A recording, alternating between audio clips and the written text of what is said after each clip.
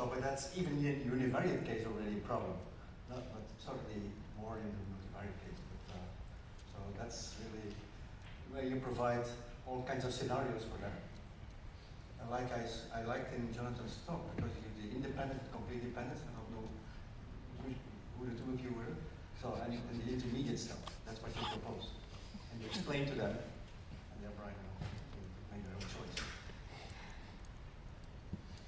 Okay, so we need to wrap up very shortly, so I'll perhaps just pose one final question, which is more on the methodology side, or the interaction with methodology and applications, which is there one methodological challenge that, if we could solve it, you feel would make extreme value analysis more useful for practitioners immediately?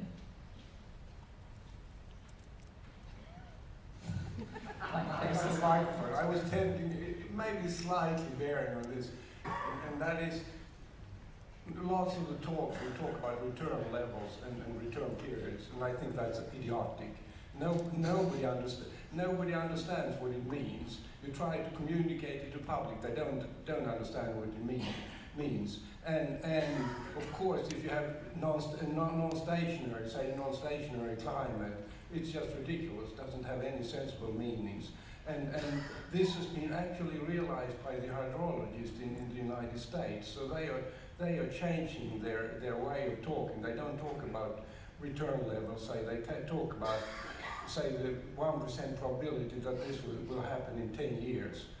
And it's very hard, and it's really hilarious when you hear them talk about it, and they sort of start doing the right new thing and then fall back into the old. And they talk about monthly maxima with a 200-year return period, which means then a monthly maxima, which is 1 in 200, 0.5% probability recurring. So I want to propagate that also in this community we shouldn't use return levels and return periods. Anthony? It's not about methodology, it's about, I think, but good software is really, really crucial. That's the only, I think that's the thing that makes our methods usable to the wider scientific community, and that's absolutely crucial. And it's kind of difficult, it's well hidden in some way, because you get a lot of credit, but one didn't used to get a lot of credit for writing good software, but it's absolutely essential. Can I just pick up? So I guess a number of you know that Stuart Coles and Alex Stephenson were PhD students of mine, and I remember Stuart started putting together a package in what was S+ to help support his book. But Alex Stephenson started his PhD and started coding up loads of methods and really efficiently in R. And I remember at the early stages of his PhD thinking, I wish he'd get on and start working on the methods a little bit more, instead of putting all this stuff out. But by the end of his sort of second year of his PhD, he was getting inquiries about statistics of extremes from communities all across the globe. It gave him unprecedented access to people with extreme value problems, and it got the methods out there unbelievably effectively. In the centre I now run at Lancaster, we're putting a huge emphasis on everyone now producing open source software. I think it's really an essential part of what we should be doing as a community, building on what Anthony was suggesting. So I think this is a very important point, that you have to make our methods practically really applicable for people who are not very much into theory.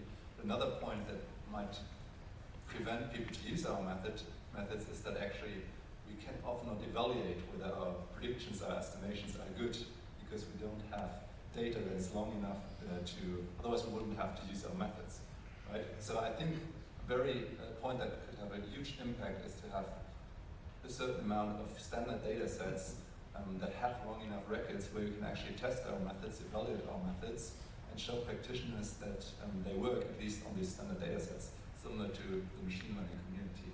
I think this would be something we could try to work.